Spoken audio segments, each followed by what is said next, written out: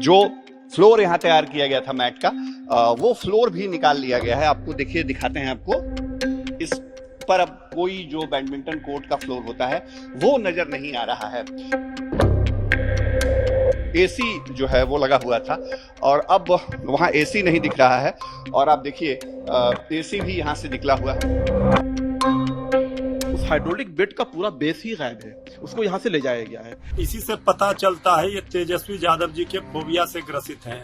अगर बीजेपी को चाहिए कि तेजस्वी यादव जी ही उनके बंगले में एसी लगा दें और बेड पहुंचा दें तो वो कर देंगे। सरकारी आवास खाली कर रहे थे तो उस समय उस आवास में 24 एसी पाए गए थे, लेकिन इस बार उन्होंने जो आवास खाली किया है, इस आवास में एक भी एसी नहीं पाए गए हैं। एक सरकारी बंगला है जिसमें से बेड गायब है, एसी गायब है, बेसिन गायब है और हैं तमाम आरोप। आरोप किस पर?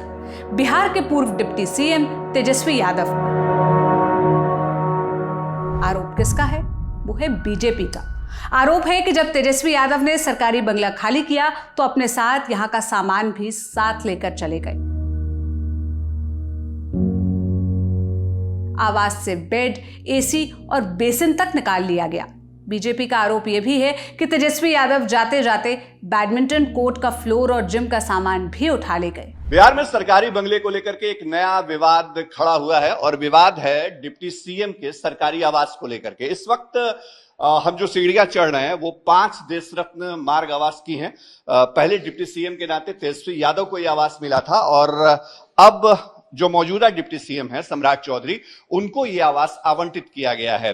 जल्द ही सम्राट चौधरी इसमें गृह प्रवेश भी करने वाले हैं। तेजस्वी यादव ने आवास खाली कर दिया है, लेकिन आवास खाली होने के बाद जो बीजेपी से जुड़े नेता हैं वो कई सवाल लेकर के यहाँ खड़े हैं। और हमारे साथ जो प्रवक्ता हैं बीजेपी के, मीडिया प्रभारी भी हैं, दानिश इकबाल। दानिश जी, क्या तेजस्वी यादव ने तो आवास खाली कर दिया, आपके नेता को आना है, डिप्टी सीएम को यहाँ गृह प्रवेश करना है, फिर किस बात को लेकर के आप लोग बेचैनी? तो हम लोग यहाँ पे आए थे साफ सफाई और निरीक्षण के लिए। तो हमने जब देखा कि यहाँ पे जो सामानें हैं, जो बेसिक सामानें होती है, वो यहाँ से गायब है। जैसे आपके सामने ये बेडरूम है, इस बेडरूम का देखिए, बेड का जो वॉल है वो आपको दिख रहा है, चार्जिंग पॉइंट है, बेड के सपोर्टिंग जो स्मॉल टेबल्स होते हैं वो आपको ये दिख रहे हैं कि स्मॉल टेबल है, यहाँ पे चार्जिंग पॉइंट है, ये बेड का वॉल है। लेकिन यहाँ पे कर्मचारियों ने बताया कि यहाँ पे एक हाइड्रोलिक बेड था, उस हाइड्रोलिक बेड का पूरा बेस ही गायब है, उसको यहाँ से ले जाया गया है।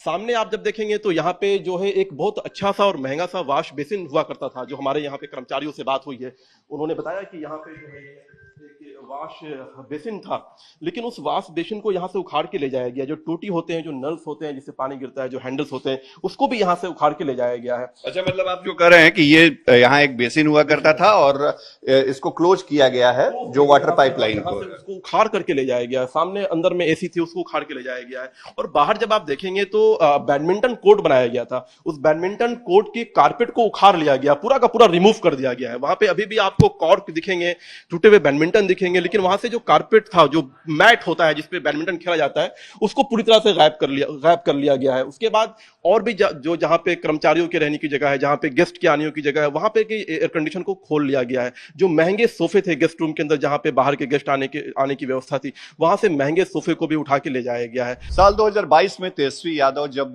बिहार के डिप्टी सीएम बने तो उन्होंने अपने सरकारी आवास यानी 5 देश रत्न मार्ग आवास में एक बैडमिंटन कोर्ट भी बनवाया था और इस वक्त उसी बैडमिंटन कोर्ट में हम मौजूद हैं। हालांकि यहाँ पर जो पुरानी तस्वीरें यहाँ की देखने में मिलती थी वैसा कुछ भी नहीं है। जो फ्लोर यहाँ तैयार किया गया था मैट का, वो फ्लोर भी निकाल लिया गया है। आपको देखिए, दिखाते हैं आपको। ये फ्लोर के टुकड़े हैं और इस पर अब कोई जो बैडमिंटन कोर्ट का फ्लोर होता है वो नजर नहीं आ रहा है। एसी जो है वो लगा हुआ था और अब वहां एसी नहीं दिख रहा है।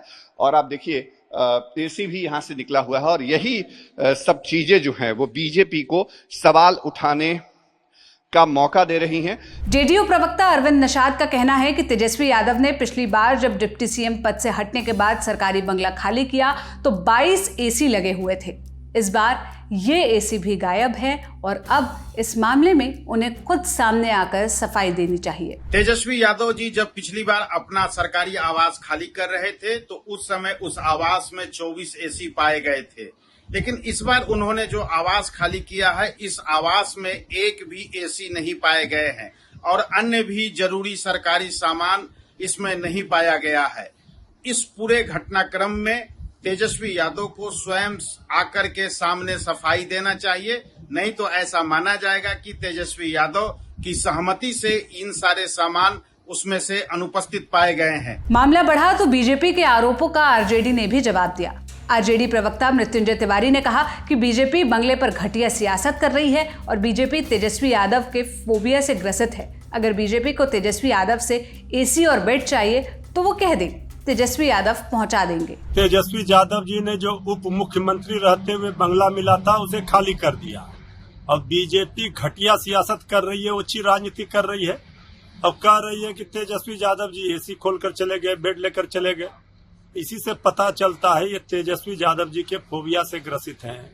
इतना गिरा हुआ राजनीति, निचले स्तर पर राजनीति बीजेपी ही कर सकती है, ये जनता सब देख रही है। अगर बीजेपी को चाहिए कि तेजस्वी यादव जी ही उनके बंगले में एसी लगा दें और बेड पहुंचा दें तो वो कर देंगे। वैसे ऐसा पहली बार नहीं हुआ है कि किसी नेता के सरकारी बंगला खाली करने पर विवाद हुआ हो। इससे पहले अखिलेश यादव के बंगला खाली करने पर भी खूब हंगामा हुआ था। इस बार भी हो रहा है। शायद यही राजनीति का दस्तूर है।